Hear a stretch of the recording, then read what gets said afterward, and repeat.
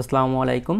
Learning school YouTube চ্যানেলের পক্ষ থেকে সবাইকে স্বাগতম। যারা প্রাইমারি প্রিপারেশন নেবেন তাদের জন্য আমরা যে চূড়ান্ত মডেল টেস্ট 40টা মডেল টেস্ট নেব। এর মধ্যে আমরা অলরেডি ম্যাথের 2টা মডেল টেস্ট নিয়ে আলোচনা করেছি, আজকে 3 নম্বর। আর অন্যান্য সাবজেক্টের জন্য আমরা কিন্তু 5টা মডেল টেস্ট নিয়ে অলরেডি আলোচনা করেছি। তো আপনারা ভিডিওগুলো দেখবেন আর মডেল টেস্টগুলো দেখে প্র্যাকটিস করেন। আর ম্যাথের জিনিসগুলো একদম ডিটেলস সহকারে আলোচনা করার উদ্দেশ্য হচ্ছে আপনি যেন একটু ঘুরে ফিরে আসতে পারেন। তো প্রথমেই দেখেন আমাদের 3 নম্বর মডেল টেস্টের 61 নম্বর যে প্রশ্নটা আছে, এখানে বলা আছে যে দুটি সংখ্যার গুণফল এত গসাগু এত হলে সংখ্যা দুটির লসাগু কত। আমরা কিন্তু যখন গসাগু লসাগুর অধ্যায় থেকে জব ম্যাথ বই থেকে, এই অঙ্কটা কিন্তু জব ম্যাথ বই থেকে গসাগু লসাগু অধ্যায়ের 15 নম্বর অঙ্ক। তো এটা কিন্তু অনেক কমন, 36তম বিসিএসে আসছে বা অন্যান্য চাকরি পরীক্ষায় কয়েকবার আসছে। তো এই ধরনের অঙ্ক করতে হলে দুটি সংখ্যার গুণফল আর গসাগু দেওয়া থাকুক অথবা লসাগু দেওয়া থাকুক, যদি গসাগু বা লসাগু যেটাই যাবে আপনি জাস্ট ভাগ করে দিবেন।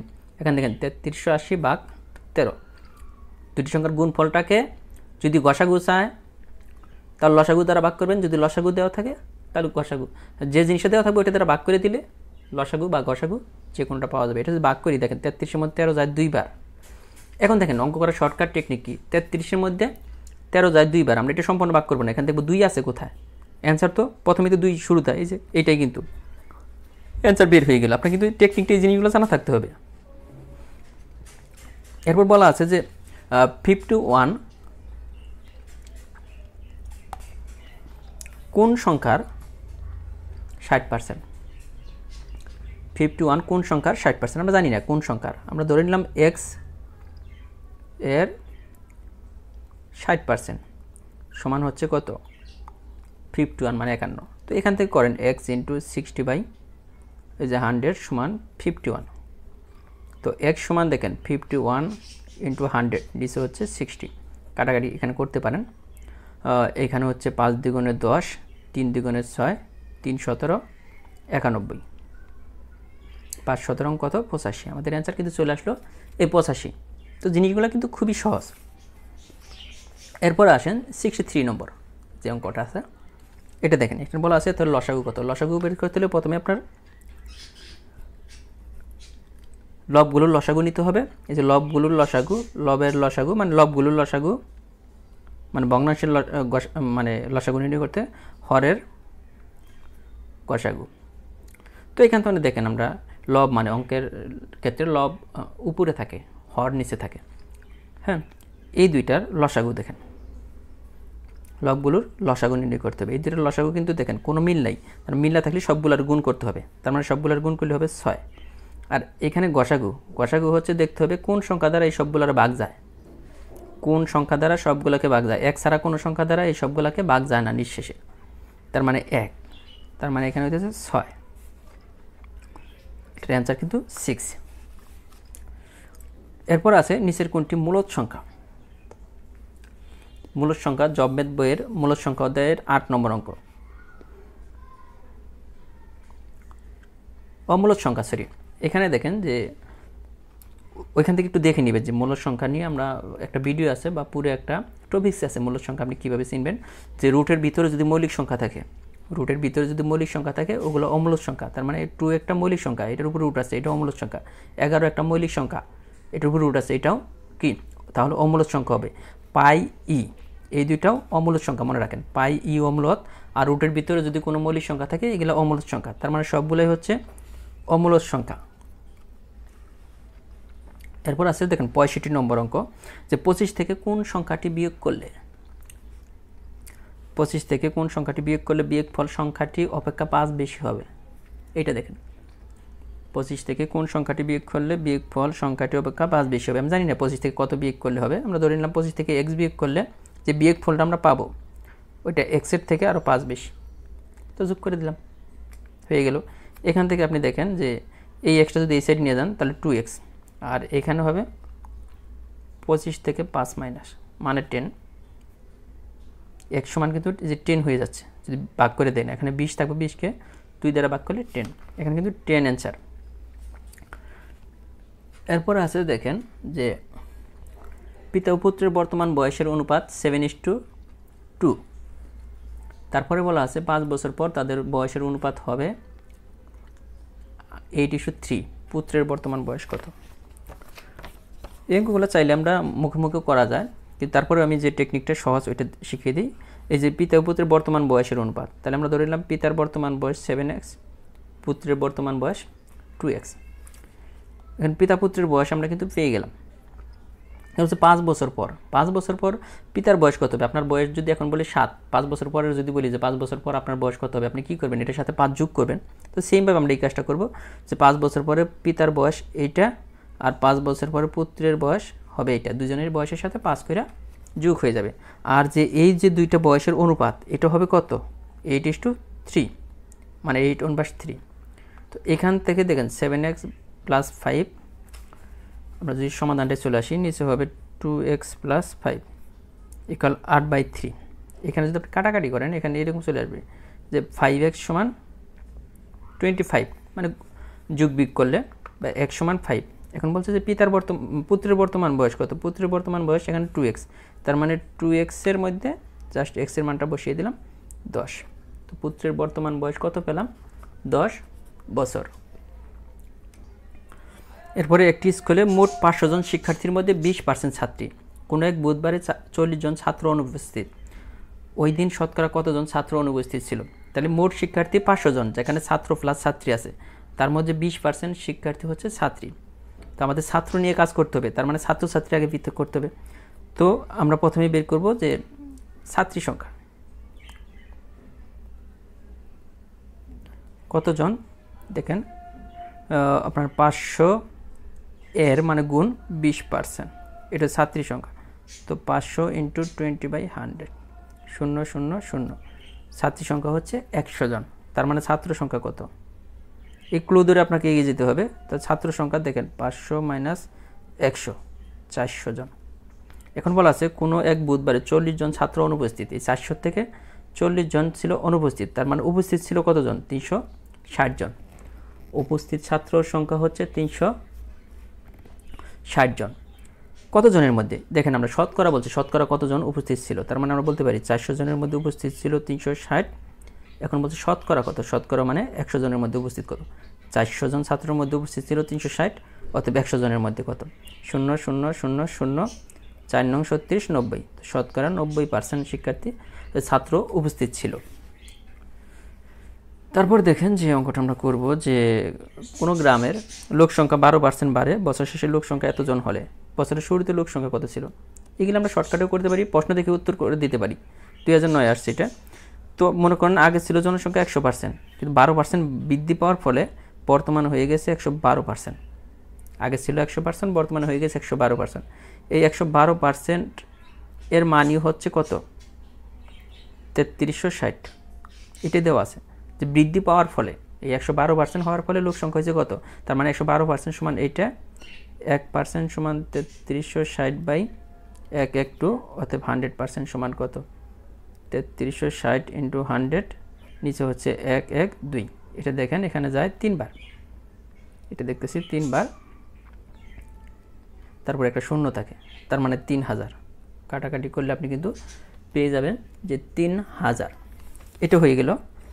এরপরে 69 নম্বর যে অঙ্কটা আছে যে 8% হার সুদে কত বছরের সুদ আসলের সমান হবে। 8% হার, এখানে শুধু আর এর মানটা দেওয়া আছে 8%। এখানে আমরা ধরে নিলাম যে 8% হার সুদ অনুসারে কত বছরে, ধরে নিলাম n বছরে সুদ আসলে সমান হবে। আসল সুদ তো কিছুই দেওয়া নেই। সাপোজ ধরে নিলাম আসল 100, আর 8% হার সুদ অনুসারে n বছরে 100 টাকার সুদ হবে 100 টাকা, কারণ সুদ আর আসল সমান হবে বলছে, সুদ আসলে সমান হবে। তার মানে এটা প্রিন্সিপাল, এটা হচ্ছে ইন্টারেস্ট, এটা আসল, এটা হচ্ছে সুদ, আর সময় তো এটা টাইম। তো আমরা জানি যে I = দেখেন কীভাবে অঙ্কগুলো হয়, I = PNR। আমাদের এখানে বের করতে হবে n এর মানটা। তো I/PR। আইটা হচ্ছে কি, এখানে I এর মানটা হচ্ছে 100, দিয়ে দিলাম 100, ভালো কথা। P এর মানও 100, এই যে P এর মান 100। n তো আমরা ওই না, আর এর মানটা কত, এই যে 8%, 8% মানে কত, r/100, এখানে নিচে একটা 100 তো এটা উপরে চলে যাবে। এখন কাটাকাটি করলে এটা এই 4 × 2 = 8, 4 × 25, তার মানে 25/2। 25/2 মানে কত? 12.5%, 12.5। এটাই কিন্তু এই যে এখানে চলে আসছে 12.5 বছর। এরপর যে অঙ্কটা আছে দেখেন যে বার্ষিক এত টাকা হার সুদে 800 টাকার 3 বছরের সুদ আসলে কত? এটা পারবেন আপনারা সবাই, যে আমরা জানি যে 800 টাকার আগে সুদ বের করতে হবে। I = PNR এটা। তো পি আমাদের আছে, পি এর মান 800, এন এর মান 3 আর আর এর মান 5.50/100। সবসময় আর এর মানের মধ্যে 100 দিয়ে দিতে হবে। তো এটা হলো। এখন আপনি চাইলেই কি করতে পারেন, এই দুইটা শূন্য দিয়ে খুব সুন্দরভাবে এদের কেটে দিতে পারেন। কেটে দেওয়ার ফলে আপনার যে রেজাল্ট আমরা পাইতেছি এটা দেখেন কত হবে। এটা দিয়ে যদি এটাকে গুণ করি, 5 × 40 শূন্য, 5 × 40 আর 4 কত? 44। এক ঘর পর দশমিক ছিল, দশমিকটা আমরা দিয়ে দিলাম, এই 3। এরপরে কিন্তু দেখেন এই দশমিকের কোনো দাম নেই, জাস্ট 44কে এটা দ্বারা গুণ করেন, 3 × 4 = 12, 2 3 × 4 = 12 আর কত? 13, 132 টাকা সুদ। আর আসল কত ছিল? 800 টাকা। তাহলে টোটাল হচ্ছে কত? 932 টাকা। এই যে অ্যান্সার কিন্তু চলে আসছে। এরপর আছে 71 নম্বর অঙ্ক, যে 4/9 এর দ্বিভাজিত অনুপাত। দ্বিভাজিত অনুপাত বের করতে হলে জাস্ট এটাকে রুট করে দিতে হবে দুইটাকে আলাদা। 4√9 মানে যা আসবে 2/3। এটা হচ্ছে দ্বিভাজিত অনুপাত বের করার সূত্র। তারপর বলছে চতুর্থ সমানুপাতি নিচের কোনটি? চতুর্থ সমানুপাতি। চতুর্থ সমানুপাতি বের করা আরো সহজ। জাস্ট আপনি এই 10/40 সমান এই 50/এইটা চতুর্থটা, এটা এইভাবে করতে হবে, প্রথম দুইটা, এটা দুইটা। তো আপনি যদি করেন যে 10x সমান 2000, তার মানে x সমান একটা কাটা যাবে, এই 0 0, তার মানে 200। এটা কিন্তু চলে আসছে। তারপরে আছে দেখেন যে প্রশ্নগুলো আমরা করাচ্ছি, আমরা কিন্তু আপনাদের চাচ্ছি যে জব ম্যাথ বইটা A to Z পড়ার পর এই ম্যাথগুলো এইভাবে সমাধান করেন, তাহলে ইনশাআল্লাহ ম্যাথে ঠেকবেন না। বারবার এভাবে যদি আপনারা প্র্যাকটিস করেন। এখানে বলা আছে যে একটি পাত্রে দুধের ও পানির অনুপাত 5:1। দুধের পরিমাণ পানির অনুপাত অপেক্ষা 8 লিটার বেশি হলে পানির পরিমাণ কত? আমরা ধরে নিলাম যে অনুপাত থাকলে আমরা সবসময় বলি x ধরে নেবেন। তাহলে ধরে নিলাম যে দুধের পরিমাণ 5x আর পানির পরিমাণ শুধু x দ্বারা গুণ করলাম। তো বলছে কি দুধের পরিমাণ অপেক্ষা পানির পরিমাণ 8 লিটার বেশি, তার মানে এটা দুধের পরিমাণ মাইনাস পানির পরিমাণ বেশি কয় লিটার? এই যে এখানে দিয়ে দিলাম 8 লিটার। তার মানে 4x সমান 8, x সমান কত হবে? 4 দ্বিগুণে 8, 2 লিটার। তা আমাদের বলছে পানির পরিমাণ কত লিটার? এক্সট্রা ছিল আমাদের পানির পরিমাণ ধরেছিলাম, এটা দুধের পরিমাণ, এটা পানির পরিমাণ, তাহলে পানির পরিমাণ 2 লিটার। এরপর দেখেন 70 লিটার পেট্রোল অকটেন মিশ্রণে পেট্রোল ও অকটেনের অনুপাত 5:2। এই মিশ্রণে আর কত লিটার অকটেন মিশালে পেট্রোল ও অকটেনের অনুপাত এত হবে? একটা অঙ্ক দেখাবো, এই নিয়মের হাজার হাজার অঙ্ক আপনারা করতে পারবেন, মানে একটা অঙ্ক যদি ঠিকভাবে বুঝতে পারেন। যেমন এখানে 70 লিটার আছে, মোট আছে 70 লিটার। এখান থেকে অকটেনের পরিমাণ আমরা ও দিয়ে বোঝালাম। অকটেন বের করার সিস্টেম হচ্ছে এই 70 গুণন, এখানে অকটেনের পরিমাণ কত অনুপাত দেখেন, প্রথমটাই অকটেন পরেরটা, যেটা পরেরটা থাকবে, পরেরটা থাকলে এইটা। আর যদি পেট্রোল বের করতাম তাহলে আমরা পেট্রোলটা আগে বের করি, পি দিয়ে। পেট্রোল বের করার সিস্টেম হচ্ছে মোট আছে 2, এই 70 লিটারের মধ্যে 2টা আছে, পেট্রোল প্লাস অকটেন। পেট্রোলের অনুপাত কত? 5। পেট্রোলের অনুপাত হইতেছে 5, তার মানে 5 উপরে যাব। আর আপনার নিচেও হবে যে অনুপাত 2টা দেওয়া থাকবে, 2টারই যোগফল, মানে আমরা পেট্রোল বের করবো 70 লিটারের কত লিটার পেট্রোল আছে এটা বের করবো। তার মানে নিচে এই 2টা যোগ করলে 5 + 7, 7 × 10 = 70, তার মানে 50 লিটার। এটা কার পরিমাণ? পেট্রোলের। এখন অকটেনের পরিমাণ আমরা দুইভাবে বের করতে পারি, যেহেতু আমরা পেট্রোল পেয়ে গেলাম 50 লিটার 70 লিটার থেকে, তাহলে 70 - 50 সমান হচ্ছে 20 লিটার। হচ্ছে কি আপনার 20 লিটারটা হয়ে যাচ্ছে অকটেনের পরিমাণ। এখন আছে আমাদের যে ওই মিশ্রণে আর কত লিটার অকটেন মিশালে পেট্রোল ও অকটেনের অনুপাত 2:1 হবে। আমরা জানি না কত লিটার মিশাতে হবে, আমরা যেটা পেলাম 50:20। এটার সাথে কি মিশাতে বলছে দেখেন, এটা হচ্ছে পেট্রোল, এটা হচ্ছে অকটেন। কার সাথে মিশাতে বলছে এটা দেখতে হবে আমাদের মিশাতে বলছে কত লিটার অকটেন মিশালে, তার মানে অকটেনের সাথে 20 লিটারের সাথে আমরা সাপোজ ধরে নিলাম x লিটার মিশালে তাদের অনুপাতটা হবে কত? এই যে 2:1। এইভাবে যেটা মিশাইতে বলবো ওইটা, যদি আমাদের বলতো পেট্রোল মিশাতে হবে তাহলে এটার সাথে এক যোগ হতো। এখন আপনি যদি করেন এই যে 50/20 + x সমান 2/1। এখন আপনি চাইলে যে 40 + 2x সমান হচ্ছে 50, তার মানে 2x সমান হবে 10, x সমান হবে 5। এইটা x এর মান আমাদের কি চেয়েছে, তার মানে x লিটার আমরা ধরে নিলাম, তার মানে 5 লিটার মিশাতে হবে। কয় লিটার? 5 লিটার।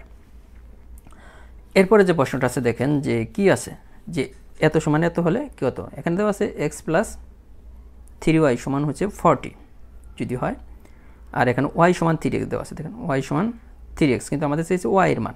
y এর মান কত, তার মানে y টা রিপ্লেস করতে হবে না, এখান থেকে আমাদের x এর মানটা যদি বের করি, এবার যদি নিয়ে আসেন 3x সমান y বা x সমান y/3, এই যে এখানে যদি x এর মানটা বসিয়ে দিন, এই যে এখানে x এর মান কত, y/3, তারপরেই কিন্তু আমরা কার মান পেয়ে যাব, y এর মানটা বের করতে বলছে। তার মানে x এর পরিবর্তে পাইতেছি কত, y/3, এখানে x এর পরিবর্তে y/3 বসালাম, প্লাস 3y সমান হচ্ছে 40। এইটা তার মানে এখানে 3 যদি লসাগু আপনি করে ফেলেন সমস্যা নেই, y প্লাস 9y সমান হচ্ছে 40 বা 10y সমান হচ্ছে 120। এরপর আপনার কত আসে দেখেন, y সমান 12। এখানে কিন্তু যে মান বের হয়ে গেছে। তারপরে যে অঙ্কটা আছে এটাও কিন্তু খুবই সহজ অঙ্কগুলা, যে দুটি সংখ্যার লসাগু এত গসাগু এত, একটি সংখ্যা এত হলে, একই জিনিস কিন্তু দেওয়া আছে, দুটি সংখ্যার লসাগু ইন্টু গসাগু, লসাগু ইন্টু গসাগু সমান দুটি সংখ্যার গুণফল। সূত্রটা হচ্ছে লসাগু ইন্টু গসাগু, লসাগু ইন্টু গসাগু সমান দুটি সংখ্যার গুণফল, দুটি সংখ্যার গুণফল। তো লসাগু দেওয়া আছে আমাদের কত, a square b a plus b, into গসাগু দেওয়া আছে শুধু a প্লাস বি, লিখে ফেললাম। এখানে দুইটি সংখ্যার গুণফলের মধ্যে একটি সংখ্যা দেওয়া আছে, আরেকটা দেওয়া নাই, যে সংখ্যাটা দেওয়া আছে আমরা ওইটা লিখি, এখানে a cube plus a square b into আরেকটা সংখ্যা তো দেওয়া নাই, ওইটা ধরে নিলাম আমরা x। তার মানে এখান থেকে x এর মানটা যদি বের করতে চাই তাহলে দেখেন যে এইটা এসে ভাগ হয়ে যাবে, তার মানে উপরে যেটা ছিল a square b a plus b into a plus b by কত হচ্ছে a cube a square b. এখন এই যে এই নিচেরটাকে একটু আপনি মডিফাই করে লিখতে পারেন, নিচেরটাকে এইভাবে লিখতে পারেন, যদি আপনি এখান থেকে a স্কোয়ার কমন নেন, a square into a plus b, এটা কিন্তু আসতেছে নিচেরটার পরিবর্তে আমরা এটা লিখতে পারি ভেঙে, a স্কোয়ার কাটা, এখানে আছে a প্লাস বি, এখানে a প্লাস বি লিখতে পারেন। এখানে কত হচ্ছে A B plus B square, A B plus B square, এটি কিন্তু অ্যান্সার যেখানে থাকবে, আর না থাকলে নেই। এরপরে যে প্রশ্নটা আছে দেখেন, যেটা ইনভার্সের একটা অঙ্ক। এই ধরনের অঙ্ক আসলে আমরা আসলে সহজ কিন্তু অঙ্কগুলো, কিন্তু আমরা অনেকেই মানে ভয় পাই যে অঙ্কগুলো আসলে কঠিন কিনা, কিছুই না অঙ্কগুলো। দেখেন যদি আমরা যদি সমাধান করি 2 - 3 যে ইনভার্স, এটার উপর আবার ইনভার্স। প্রথমে আমরা যদি ফার্স্ট ব্র্যাকেটের কাজ করি, দেখেন 2 - 3, এখানে দেখেন একটা গুণ চিহ্ন হবে, একটা গুণ চিহ্ন হবে, কোনো চিহ্ন নাই, এখানে -1 কিন্তু আছে, এটার উপরে আবার আছে কি ইনভার্স চিহ্ন, এটাও দিলাম, এখানে ইনভার্স আছে, সমান দেখেন যে 2 - 3 ইন্টু এখানে ইনভার্স মানে কত 1/-1, ইনভার্স করলে ওইটা নিচে চলে যায়, এই জন্য ইনভার্স চিহ্নটা চলে যাবে, এটা থেকে চলে গেল। এরপরে কত আছে 2, আর এই মাইনাসে দেখেন +3, এটা কিন্তু কাজ শেষ। এখন এটার উপরে আছে কত একটা ইনভার্স, তো এখানে আছে 5 ইনভার্স মানে কত 1/5 তার মানে 1/5, এটা কিন্তু অ্যান্সার। আমরা কিন্তু এই জিনিসগুলা অনেকেই দেখে ভয় পাই যে আসলেও না জানি কি, আসলেও কিন্তু কিছুই না অঙ্কগুলা, জাস্ট আপনাকে টেকনিকটা জানতে হবে। ত্রিভুজের একটি বহিস্থ কোণ ও অন্তস্থ কোণের সমষ্টি কত, একটা ত্রিভুজ, এটা যদি একটা বাহু বৃদ্ধি করি, এটা হচ্ছে অন্তস্থ কোণ আর এটা হচ্ছে বহিস্থ কোণ, তাহলে বহিস্থ কোণ এটা সাপোজ ধরে নিলাম যে সমবাহু ত্রিভুজ, তাহলে এই সম্পন্ন মিলা কত ডিগ্রি 180 ডিগ্রি, সম্পন্ন মিলা হচ্ছে 180 ডিগ্রি, তো এইটা হবে 180 ডিগ্রি। এরপর আছে একটি সমবাহু ত্রিভুজের প্রত্যেক বাহু 2 মিটার করে বৃদ্ধি করলে এর ক্ষেত্রফল এত বর্গ মিটার বেড়ে যায়। সমবাহু ত্রিভুজের বাহুর দৈর্ঘ্য কত, এটা একটু বড় টাইপের, মানে শর্টকাট নেই এটা, তো এটাও আমরা করবো, সমস্যা নেই। আমরা ধরে নিলাম সমবাহু ত্রিভুজের বাহুর দৈর্ঘ্য a, তাহলে সমবাহু ত্রিভুজের বাহুর দৈর্ঘ্য যদি a হয়, এটার ক্ষেত্রফল নির্ণয়ের সূত্র কত, √3/4 স্কোয়ার, এটার ক্ষেত্রফল। আমাদের বলছে যে বাহুর দৈর্ঘ্য যদি 2 মিটার করে বাড়ানো হয়, বাহুর দৈর্ঘ্য ছিল a, এটার সাথে আরও 2 মিটার বাড়িয়ে দিলাম এইটা, তাহলে এটার ক্ষেত্রফল কত হবে, √3/4 বাহুর দৈর্ঘ্য স্কোয়ার, এটার ক্ষেত্রফল। তখন ত্রিভুজের ক্ষেত্রফল কত বৃদ্ধি পায় 3√3, তার মানে এটা থেকে যদি 2 বাড়ানোর ফলে যদি আমরা যে √3/4 যদি এই দুইটা মানে যতটুকু বৃদ্ধি পেল দেখেন বাহু বৃদ্ধি করার ফলে ক্ষেত্রফল যতটুকু বৃদ্ধি পেল ওটা থেকে মূলটা বাদ দিলে আমরা যেটা পাবো এটা কত 3 √3 যতটুকু বৃদ্ধি পেল। এখান থেকে আমরা সহজে যে জিনিসটা করতে পারি এই যে √3 এই যে √3 তিনটা পার্ট থেকে বাদ দিতে পারি, তার মানে 1/4 এইখানে হবে a+2 whole square minus 1/4a², এখানে শুধু 3। এটা যদি ক্যালকুলেশন করি সহজভাবে এই দুইটা থেকে 1/4 কমন আসে, নিয়ে নিলাম 1/4a² প্লাস এটা a + b হোল স্কয়ারের সূত্র ফেলেন প্লাস 2ab প্লাস b² মানে 2² b² মানে 2², আর এখানে তো আমরা একটা কমন নিয়ে ফেলছি মাইনাস a² থাকবে আর এই দিক হইতেছে 3। এটা সমাধান করে যা আসবে কোনো সমস্যা নেই। এখানে a² কাটা দেখেন, তার মানে 1/4 এটা আমরা চাইলে ওই সাইডে দিয়ে দিতে পারি, 12 হয়ে যাবে ওই সাইডে। তার মানে এখানে হচ্ছে কত দেখেন 4a + 4 সমান হচ্ছে 12, তার মানে 4a সমান 12 মাইনাস 4 সমান হচ্ছে 8, a সমান 2। আমরা কিন্তু অলরেডি পেয়ে গেলাম a সমান 2 পেয়ে গেলাম। এর বলা আছে কোনো ত্রিভুজের একটি কোণের মান 80 ডিগ্রি, অন্য দুটি কোণের অনুপাত এত হলে ছোট কোণটির মান কত? তো এটা আমরা বের করতে পারবো, খুব সহজ একটা জিনিস। আমরা জানি ত্রিভুজের 3 কোণের সমষ্টি 180 ডিগ্রি, এর মধ্যে সাপোজ যে কোনো একটা কোণের মান দেওয়া আছে 80 ডিগ্রি, তাহলে অপর দুইটা কোণের অনুপাত দেওয়া আছে, তো অনুপাত দেওয়া থাকলে x, সাপোজ একটা কোণ ধরে নিলাম 2x আর একটা কোণ ধরে নিলাম 3x, তার মানে মোট আমাদের কোণ কয়টা? কোণ হয়েছে 30, মানে মোট কোণের পরিমাণ হচ্ছে 3টা। তো 3টা কোণের সমষ্টি কত? একটা কোণ এটা, একটা কোণ একটা, আর একটা কোণ দেওয়া আছে 80 ডিগ্রি, তার মানে 3টা কোণ আমরা যোগ করি 80 ডিগ্রি সমান সবগুলা কোণের যোগফল কত? 180 ডিগ্রি। সবগুলা কোণের যোগফল হচ্ছে 180 ডিগ্রি। এখান দেখেন যে 5x সমান এখান থেকে যদি 100, তার মানে x সমান 520। এখন আমাদের বলছে ছোটো কোণ, ছোটো কোণ কিন্তু দেখেন এটাই হবে 40 ডিগ্রি, আর একটা কোণ আছে ওইটা হবে 60 ডিগ্রি। তো ছোটো কোণ হইতেছে কোনটা? 40 ডিগ্রি। এরপর লাস্ট যে অঙ্কটা আছে, যে অনেকেই হয়তো একটু ভাবতেছেন যে ভিডিওটা বড় হয়ে যাচ্ছে, আসলে বড় না, এখানে যে অঙ্কগুলো আছে মোটামুটি সবগুলো অঙ্কে একটু টাইম দেওয়া লাগতেছে। এখানে বলা আছে কোনো মূলধন 8 বছরের সুদ মূল্য এত টাকা। সুদ মূল্য মানে কি? Principal plus interest. 4 বছরের সুদের মূল্য হইতেছে প্রিন্সিপাল প্লাস ইন্টারেস্ট হইতেছে কত টাকা? 600 টাকা। আবার বলা আছে 6 বছরে, এটা কয় বছরে? এটা বছরটা লাগবো। প্রিন্সিপাল প্লাস ইন্টারেস্ট হইতেছে কয় বছরে? 4 বছরে হইতেছে কত? 600 টাকা। সেমভাবে প্রিন্সিপাল প্লাস ইন্টারেস্ট একই এবং একই মূলধন 6 বছরে, আমাদের এটা 4 বছরে ছিল, এটা 6 বছরে হচ্ছে কত টাকা? এই 700 টাকা।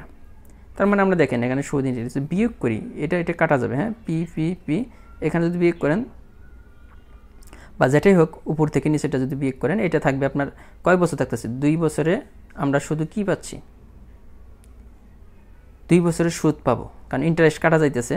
2 বছরের সুদ, 2 বছরের সুদ পাচ্ছি আমরা কত টাকা? এখানে হইতেছে 700 থেকে 600, 100 টাকা। 2 বছরের সুদ পাচ্ছি 400 টাকা, তাহলে 1 বছরের সুদ কত পাবো? 100/2 ইন্টু আমাদের 4 বছরের সুদটা যদি বের করতে পারি ইন্টু 4, তো দেখেন 200। 4 বছরের সুদ পাইতেছি কত টাকা? 200 টাকা। এখানে আমরা মনে রাখতে হবে 4 বছরের সুদ হচ্ছে 200 টাকা। আমার 4 বছরের মূলধন কত ছিল? 600 থেকে যদি আপনি সুদ বাদ দিয়ে দেন, সুদ প্লাস আসল থেকে সুদ বাদ দিয়ে দিলাম, তার মানে আমাদের মূলধন ছিল 400 টাকা। এটাই মূলধন কত? আমাদের মূলধনটা হচ্ছে 400 টাকা। তো যে ম্যাথগুলো আমরা করালাম ঘুরে ফিরে কিন্তু এগুলাই আসবে চাকরির পরীক্ষায় বা প্রাইমারিতে। এই জন্য বলবো যে আপনারা জব ম্যাথ বইটা কালেক্ট করবেন। আর এটা হচ্ছে আমাদের যে বইটা থেকে আলোচনা করতেছি, প্রাইমারি চূড়ান্ত সাজেশন প্রশ্ন ব্যাংক মডেল টেস্ট, এই বইটাও থেকেও আপনারা বারবার প্র্যাকটিস করবেন। এইভাবে যদি প্র্যাকটিস করেন প্রাইমারিতে আসা ম্যাথ আপনি, আমার বারবার বলতেছি যে জব ম্যাথ যে বইটা আছে ওইটা যদি দেখে ফলো করেন, তাহলে আপনি 20টা ম্যাথ 14 থেকে 15 মিনিটে সমাধান করতে পারবেন খুব সহজে। আর বইটা মোটামুটি সারা বাংলাদেশে পাওয়া যায়। তারপরে যারা এই নম্বরে যোগাযোগ করবেন